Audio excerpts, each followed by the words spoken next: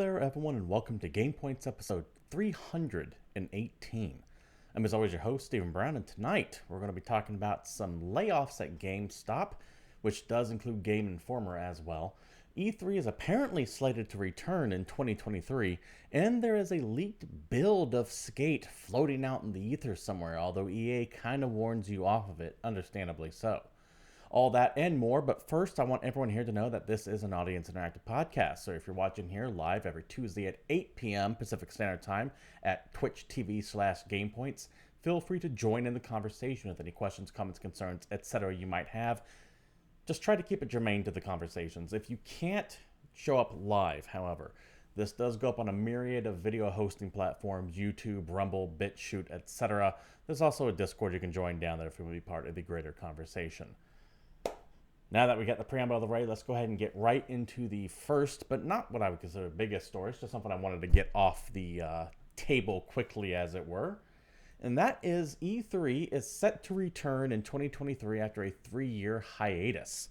This article is from Variety, and this, as well as links to all the articles and Twitter pages and any information I've used for the show, will be posted down below in the comments, so you can go take a look at them. Not the comments, the descriptor, you know, that thing down there. Here we go to the article from Variety. After a 3-year absence, E3, historically the game industry's biggest confab, is scheduled to return to the Los Angeles Convention Center in the second week of June 2023.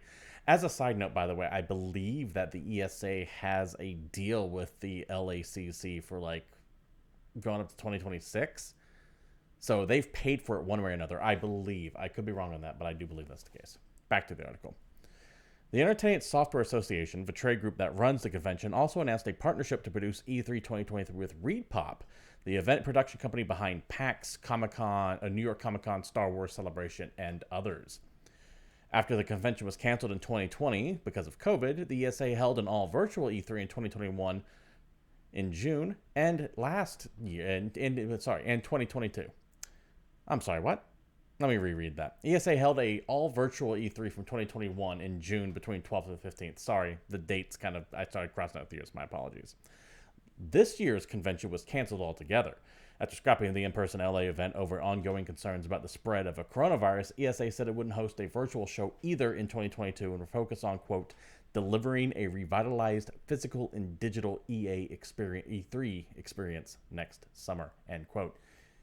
For those of you who don't know, ReedPop, as the article alluded to, are the people behind PAX, or the people behind Star Wars Celebration, all kinds of big fan events. It certainly sounds like, now that they're partnering with these people, the ESA is partnering with ReedPop, that PAX is going to become more of a fan event. Not that it necessarily wasn't already, but it was definitely very news-focused. It was still kind of an industry insider scene as opposed to big crowds being let in. Not that they, once again, weren't let in, but it was definitely catered more to the press than it was the consumer. This sounds like they are going to be reorienting toward a consumer-focused experience and turn E3 from making money from the publishers, many of whom will not show up to this, by the way. I'll get to more than that in a second. And then instead making money from the people coming in. So expect enhanced ticket prices, food vendor costs, all that good stuff, as the ESA and now ReedPop look to recoup their expenses from what is going to be, in their minds, I imagine, a massive show. E3 has had a very rough go of things the past few years, leading to a whole bunch of journalists getting doxxed, essentially, because they put their private information up. Various controversies on the political front. Their issues are myriad. I won't be going over them through here because we've touched them all in the past. I am still of the mindset that the show is essentially dead. If it does come back, and they are shooting for it to come back next year, it will be a Frankenstein's monster that is kind of just aimlessly wandering around. This really doesn't have a place anymore. Sony's not going to be involved, for damn sure. They have their own little series of video directs they do in the State of Plays and the PlayStation showcases. And if they wanted to do a convention, they would do another PlayStation experience. Fantastic convention, by the way. It was one of my favorites I've ever been to. Nintendo does their directs. Xbox, Bethesda kind of was supporting E3 tacitly over the years, but they were really the only game in town at that point. Ubisoft, and we'll talk more about them in a bit, but they're in such a train wreck mode right now. I don't even think they could come up with a convention's worth of showcase material. And then, of course, you have EA, and EA does its own thing, but honestly, their conferences were boring anyways. It was most of the time their sports initiatives, occasional racing game, and then you might hear something from BioWare. And the other big boy left after that would be Activision. And Activision's getting bought up by Xbox. So this feels like it's going to be dead on arrival. It feels like this is going to be PAX LA, if I had to venture a guess. Is that a bad thing? Maybe. We already have a PAX on the West Coast up in Seattle. There's PAX East, and there was PAX South, but I think PAX South has actually got the can at this point. So if they were to do another one of these, it would make sense to do it more in Central America, in the central part of America, as opposed to Central America, instead of LA. But ESA does have that convention center, I believe, booked for a couple of years. So kind of in a rock and hard place here. E3 as we know it is dead. Let's be 100% clear about that. In the age of the Direct, which Nintendo might have coined, but everyone does their own variants of now, it's pointless.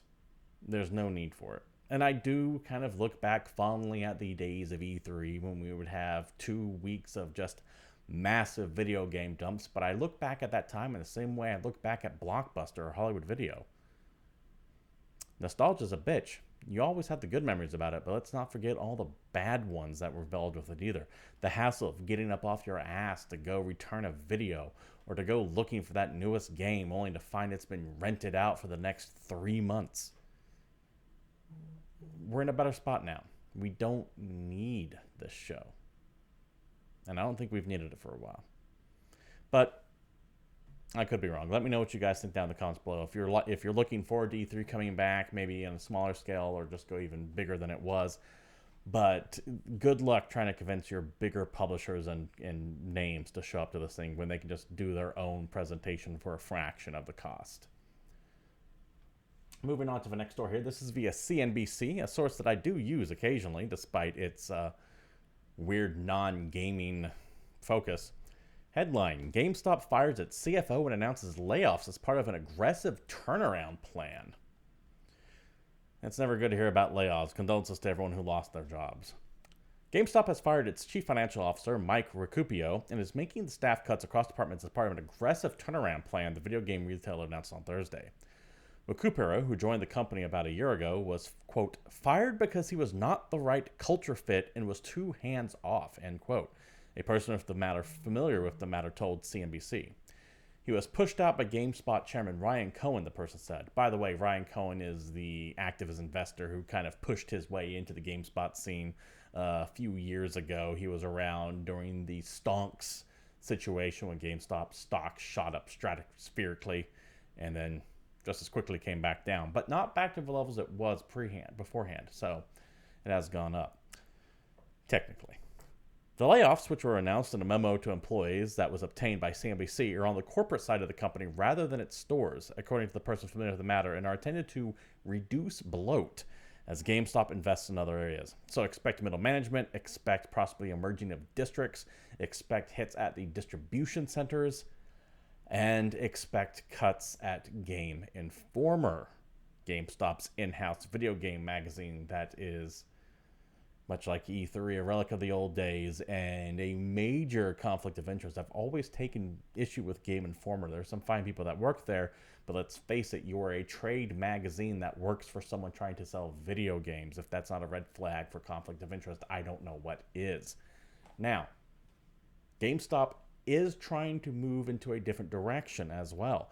They kind of fill that void, or I don't even want to say void. They're kind of in that position that Radio Shack was in right before they disappeared, where Radio Shack tried to do the old thing, transistors, remote control cars, a couple TVs, while simultaneously transferring into a cell phone store. And neither one of them paid out and it went kaboom. I do expect this to happen to GameStop as they transfer into NFTs and the blockchain. Yes, that's right. This is what they're rolling into. This article is via Forbes, and another reminder, all these articles will be posted down below in the description or over at the Discord server, link down there as well. From Forbes, GameStop fires Game Informer staff as it doubles down on the NTFs and blockchain. The reason why they're making these moves is, according to this article, in the service of GameStop's new plan to invest big into an increasingly unstable space, Web3 and the blockchain and NFTs. Now, something to keep in mind. The video game journalism industry is overtly hostile to Web3, blockchain, NFTs, and I don't blame them. A lot of that shit is it's nothing. There's nothing there to a lot of that stuff, and it's also an industry has every right to be cynical toward any new tech initiative that gets rolled out to consumers because it usually provides nothing of value and is designed to only bilk money out of them. That said, NFTs are not going anywhere in gaming. I have said that for a long time. A lot of people have a misconception as to what they exactly are. Myself included, to be fair. I don't know the nitty-gritty and all of it, but I do see certain potentials that can come up with it. Everyone's rushing after stupid-ass Bored Apes. That's not the future of NFTs. It's not. And GameStop's trying to get on the ground floor of that stuff. And I get that there's a lot of buzz terms thrown around with it too, and a lot very reminiscent of the .com bubble days. Everyone keeps hoping this is the next Bitcoin. And it might be, considering how hard Bitcoin's been crashing lately. Anyways, back to the article here. The blockchain was the main focus of a leaked internal memo sent out by CEO Matt Furlong. Change will be a constant as we evolve our commerce business and launch new products to our blockchain group. These changes will enable us to operate in a profitable manner as we execute our strategy of pursuing sales growth in our commerce business and launching new products that empower customers within the digital assets and Web3 gaming verticals. That's a lot of bullshit corpo speak for saying we're going full crypto, baby. That's just what it is. I get that blockchain NFT isn't necessarily crypto, but the Venn diagram to these things is very close to a circle. Not quite, but close. GameStop's also launched its own crypto wallet. It's funny that I brought up the Radio Shack comparison earlier, because if you look at Radio Shack now, they're essentially a crypto exchange. The Twitter account and got a little bit of viral memeing going on Twitter about a week or so ago because whoever is running it is just abrasive as hell and was getting all kinds of notice. And the people who used to be old school Radio Shack fans who didn't know that Radio Shack turned into what it is were confused as hell. So just a funny connection between what I was talking about earlier. Anyways, enough of that. Back to this. It is unknown how much of Game Informer remains. By the way, Game Informer, once again, GameStop's in-house magazine. As it was already cut down before this during earlier layoffs. Besides Game Informer, the CFO reports that the entire digital integrity approval team has also been let go. This is not good if you work, honestly, anywhere in GameStop. Even if you're working in a brick and mortar store, I get the distinct feeling they might be trying to burn through some inventory. I wouldn't be surprised if you walked into a GameStop and noticed dwindling merchandise. I know they've kind of converted themselves into a hot topic over the years, but as GameStop starts moving into a digital-focused store, I would expect the brick and mortar stores to start disappearing at even a faster rate than they have been. Also, removing all the, as they put it, bloat is part of that transition. I wouldn't be surprised if GameStop eventually cut more than half of its staff between now and 2025. But what the hell do I know? I'm just some guy behind a microphone and a computer screen.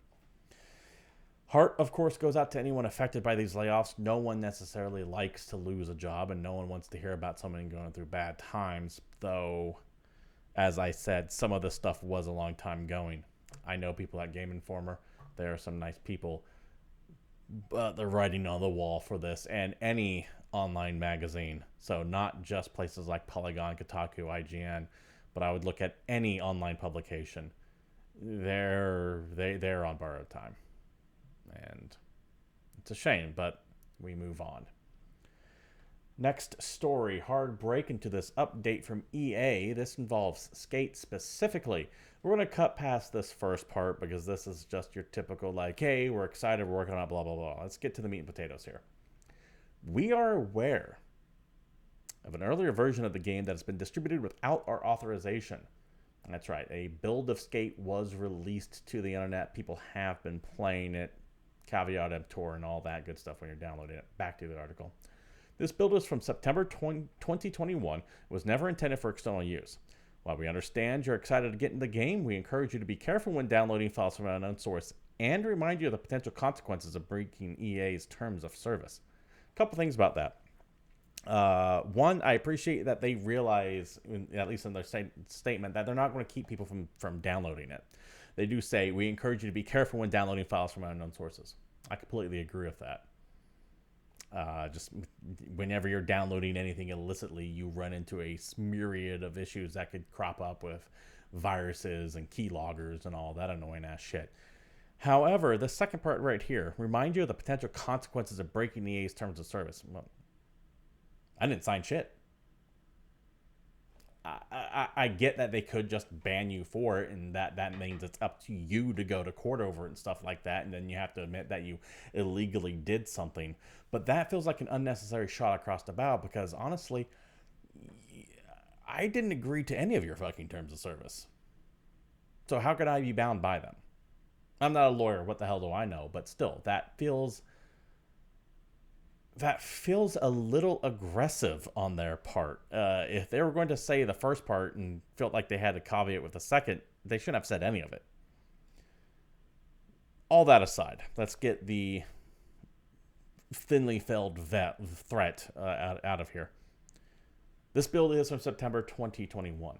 The game has come a long way since then. So if you're playing it and you see things in that you like or hate, understand that this build has changed probably dramatically since then. So you're playing a game that might not even really exist anymore. I doubt it's changed all that much, but something to keep in mind if you're a Skate fan and you really liked or hated something in the build that you somehow stumbled across on the internet there as you took to the high seas. I am kind of shocked. I don't want to say shocked that EA is even acknowledging this. I will say I am pleasantly surprised that they said, hey, we know you're not going to... They don't say it, but they're kind of in a roundabout way saying, we know that you're going to download it regardless of what we say. And just to be careful. But like I had said before, too, that weird threat of running afoul of EA's terms of service, and all that implies not necessarily that they're going to get a knock at the door and you're going to get handed some kind of nasty letter from EA, but they might have something in that says you just can't log on to their servers anymore, which in turn would prevent you from playing their games and just games in general, from any game from EA in general, as we go more and more online. You're starting to see that become a thing, by the way. You cheat at Call of Duty or say a naughty no-no word in Grand Theft Auto, and the publisher purges your entire account. That doesn't mean that you don't play Call of Duty anymore. It means you don't play Call of Duty or StarCraft or Diablo or anything else that Activision Blizzard might have, or you no longer go online Grand Theft Auto or Red Dead Redemption or anything else they might have coming up. And these tend to be permanent as well. So once again, I've said it before earlier in the show, but caveat emptor when it comes to this stuff. You might not like it. God knows I disagree with it, but that doesn't mean they're not necessarily going to enforce it if push comes to shove. So be very aware of that stuff. Next up on the docket, Nancon, speaking of directs earlier in the show, had their own little video presentation. And Nancon's a smaller publisher. They tend to do games like Test Drive Unlimited, a couple of the Games Workshop properties, Bloodborne specifically. But they also published that Terminator Resistance game, which, despite its extremely budget feel, is surprisingly good. It's not great. I have a hard time recommending it. But I really got a kick out of it, and a lot of people did too. And cashing in on that success, Nancon is going to be developing a Terminator survival game. They only teased it. We really don't know too much what's going on. There's this quick little 30-second trailer here that ends up with the T800 busting through, as you can see right there.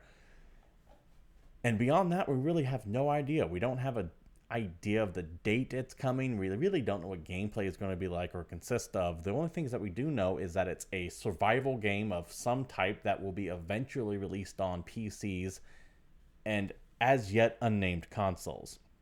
That means they're probably trying to test to see if it works on last gen systems.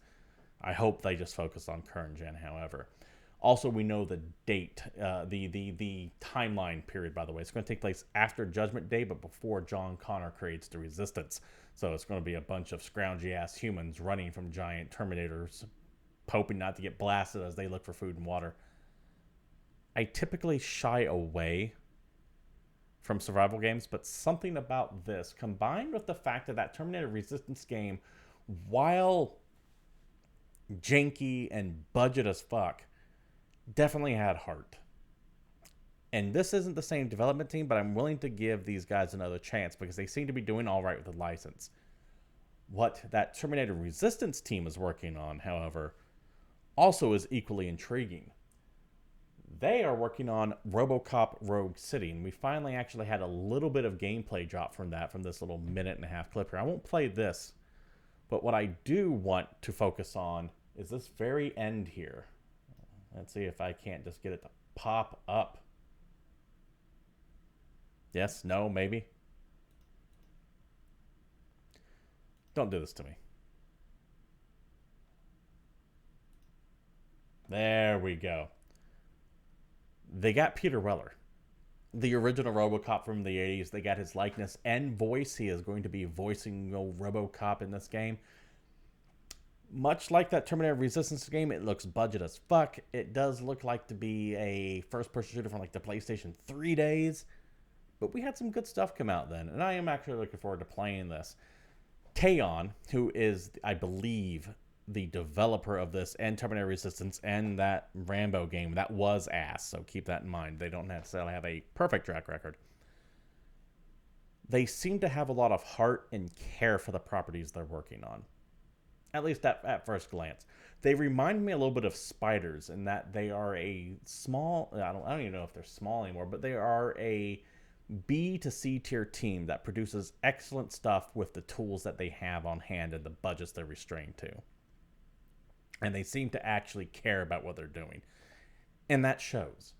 It shows in their products. Yeah, some things might be janky. Some things might look dated. God knows this trailer does. But there's something about having heart to it. And I know that's such a nebulous thing to say. But there is something about actually loving what you're doing. And these people seem to love what they do. And I'm really looking forward to playing Robocop Rogue City. And at the very least, taking a look at that Terminator survival game whenever the hell it comes out. Let's move to things that had heart to something that looks like it's had its heart ripped out, unfortunately.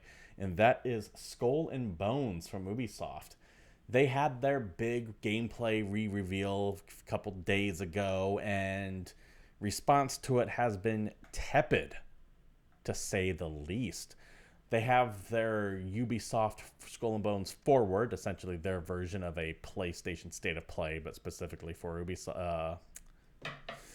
Skull and Bones, if you go look at that video right now, it has 10,000 down votes compared to 8,000 up votes. Live chat comments are turned off, and just comments in general are turned off. People do not seem to be enjoying this game. And you want to talk about the heart thing. Let me show you what I'm talking about. Here's the web landing page for Skull and Bones. There's one instance of pre-order, another instance of pre-order, another instance of pre-order, more pre-order. There's like, on this one page alone, something around 7 separate instances of pre-order this game now. We get it. And that's what I'm talking about when it says lacks heart. Let's move that aside. This game really does feel like it's being sent to die because they also announced its release date, November 8th. The day before God of War Ragnarok drops. Okay. I don't know.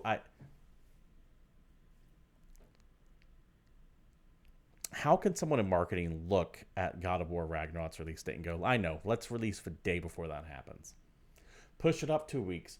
Make it a this might make an excellent December release because nothing comes out in December. This game needs all the help that it can have. And given the fact that people are looking at this, a game that's been in development since 2017, and they see things like how it's 100% still just Navy combat. Yeah, you can get out of your ship in port, but there's this scene during the trailer where the ship is harvesting wood and fruit from an island, and it's literally just the ship itself going up to it and then sucking it in. There's no people going out to take it and bring it back in.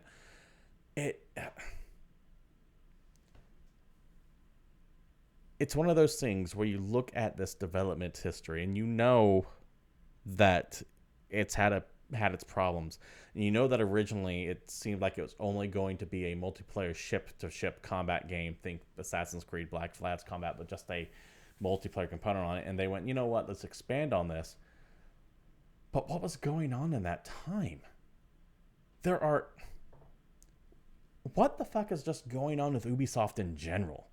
I mean, there's all the harassment claims, the possible sell to God knows who as the company, multiple delays. I mean, when was the last time you heard anything from Beyond Good and Evil? Prince of Persia had the people who were making that had that game taken from them, the remake that is, given to someone else. They were pulling shit on Steam recently. There was a big kerfuffle about Assassin's Creed, I think, Liberation, essentially telling people who owned it that by come September, the game is just not going to be playable anymore, even if they've bought it, because they wouldn't be able to re-download it again.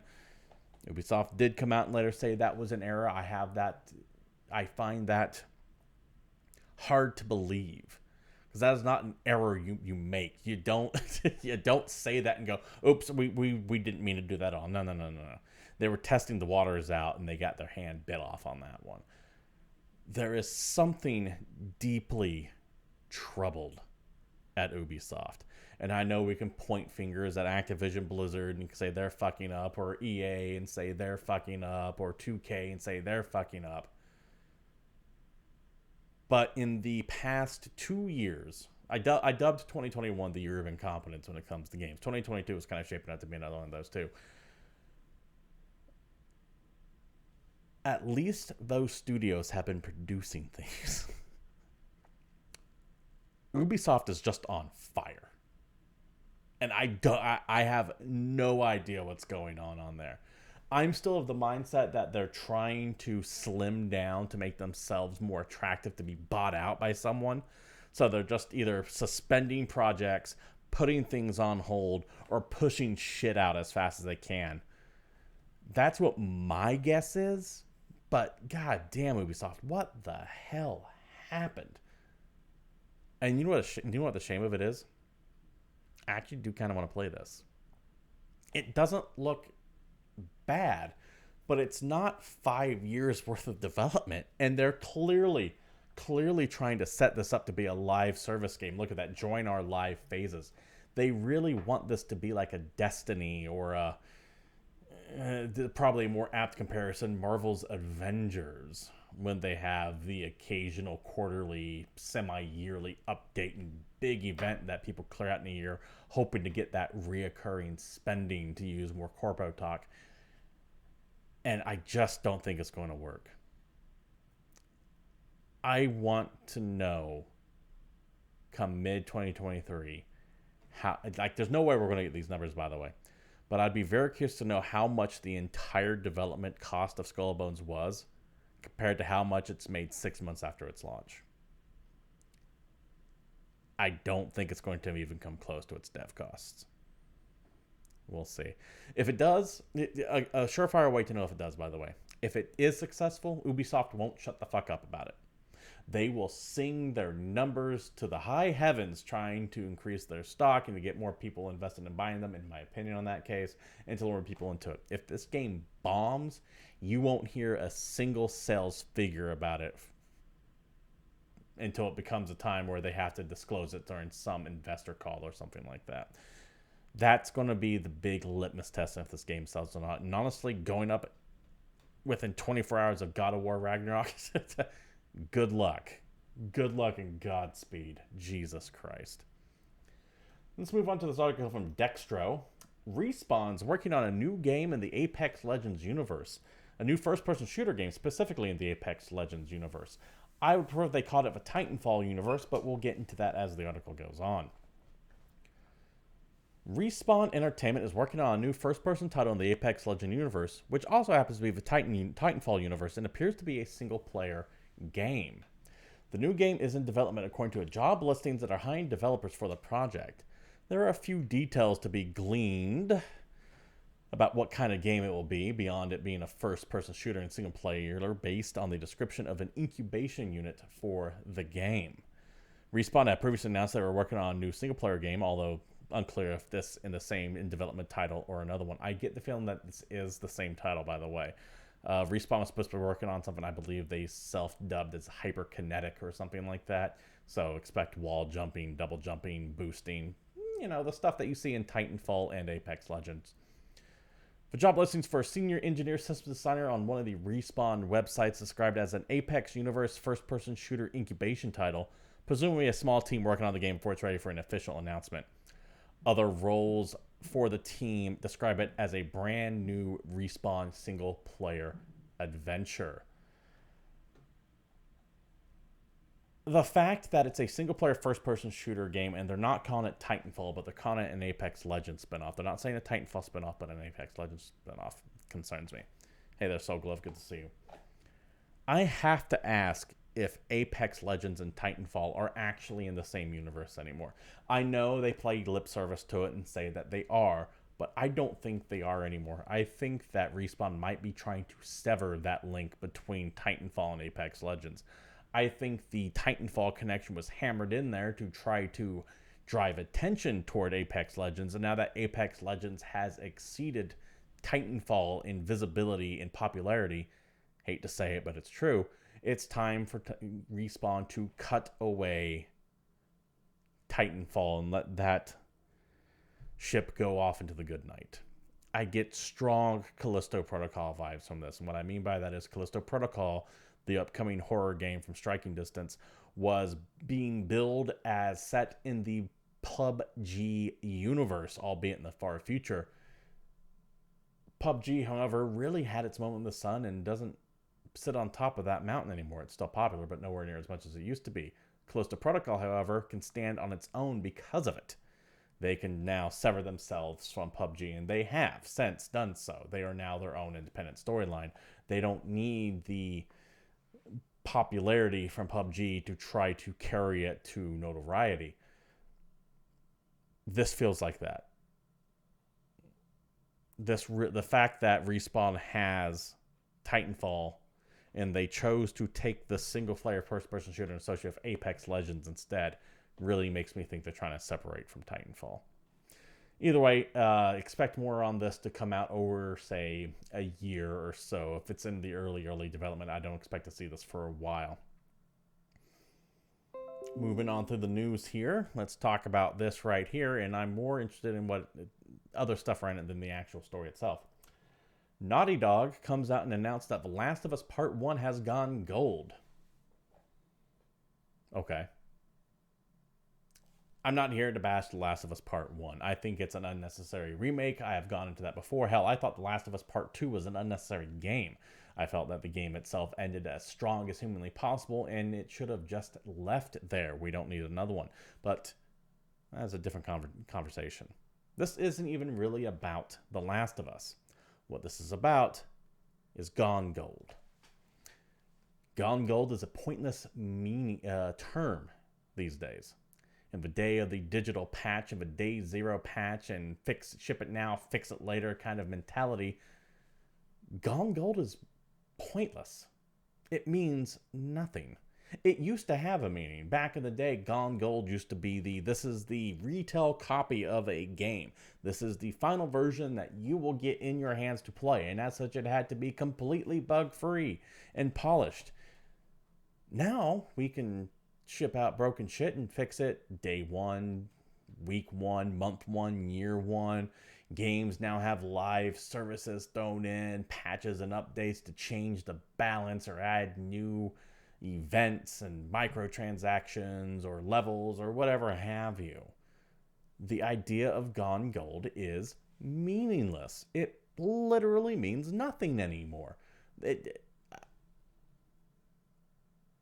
It serves one purpose, and I'm doing it to talk about the game. It's marketing.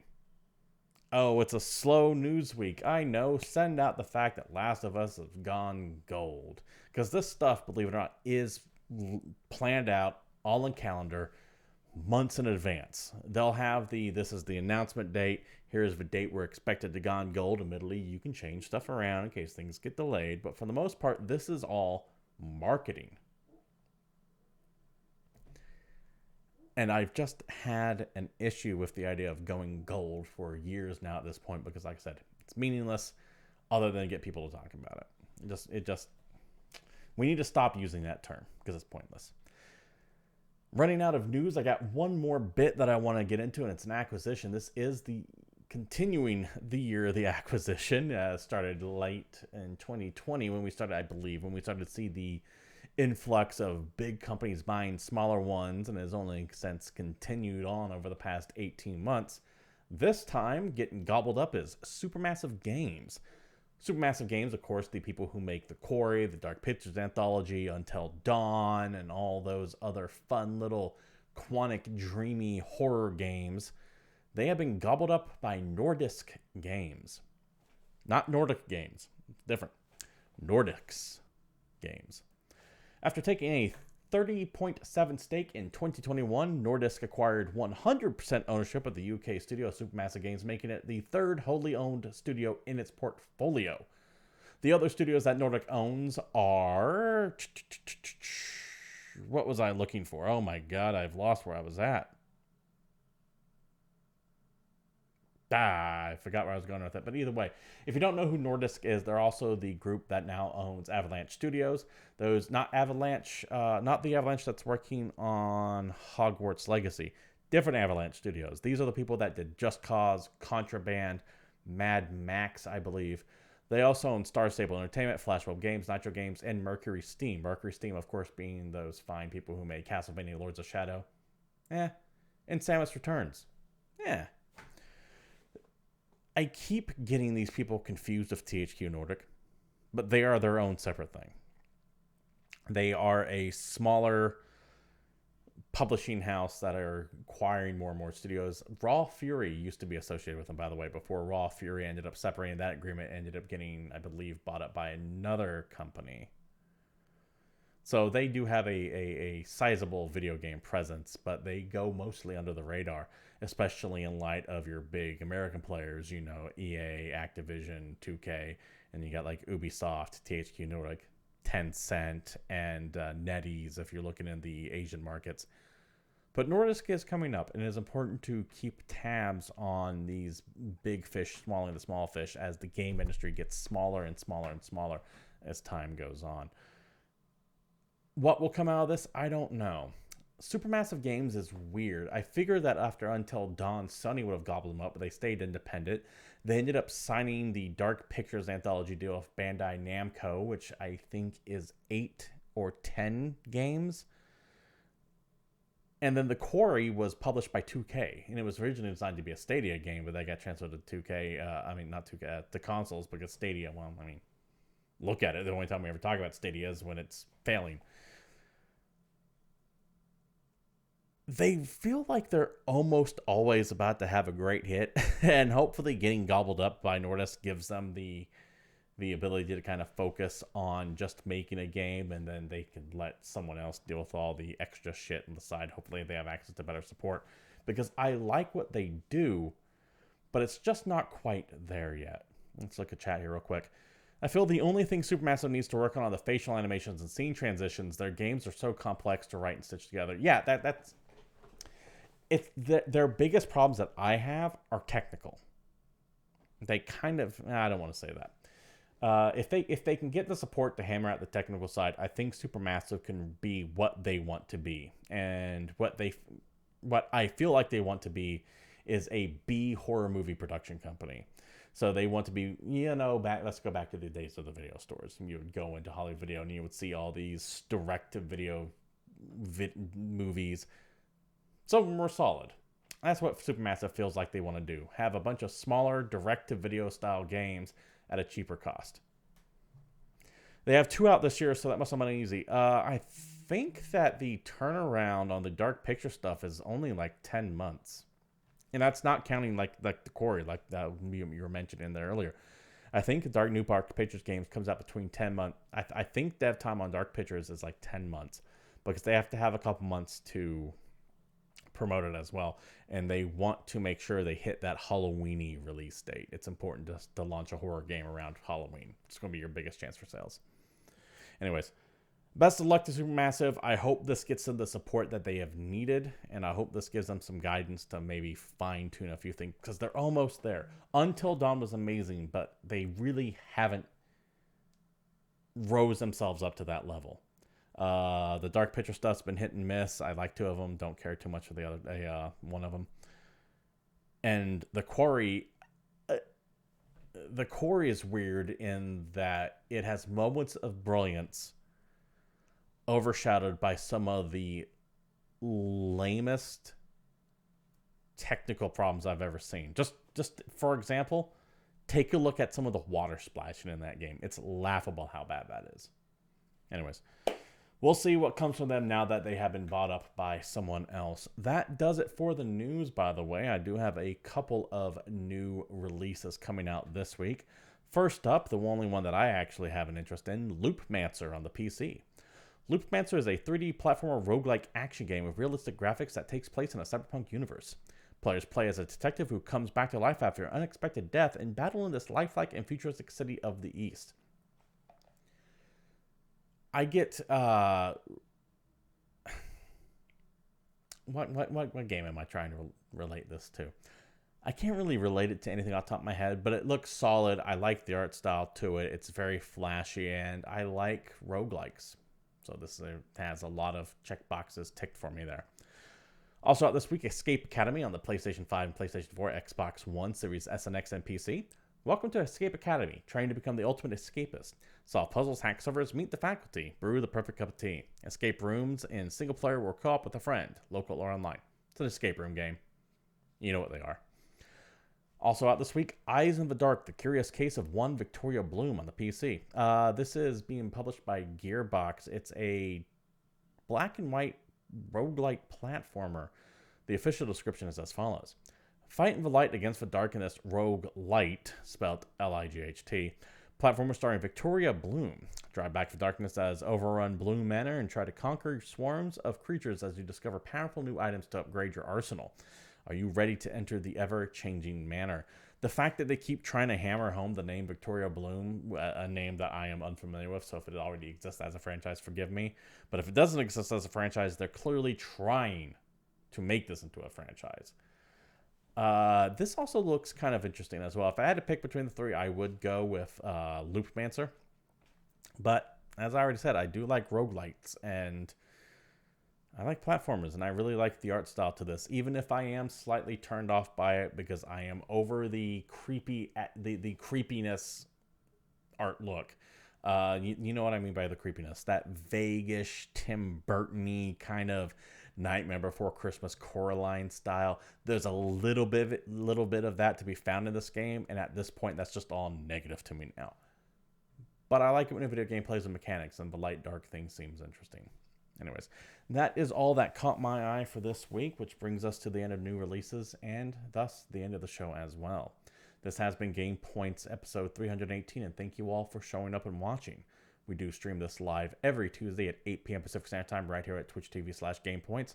But if you can't watch us live, it's also put up on a myriad of video hosting platforms, YouTube, Rumble, BitChute, all that good stuff.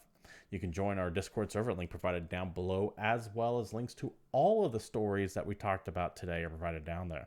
You can follow the show at GamePoints PC on Twitter, myself, Stephen Brown, at CapitalistPig21. And if you liked what you saw here, you know what streamers want when it comes to likes, bits, subs, all that good stuff. I will, of course, be streaming throughout the week. No idea what I'm playing yet, but that will be tomorrow. And this show will be back 1 week hence. So until then, stay safe, take care, and I'll be seeing you.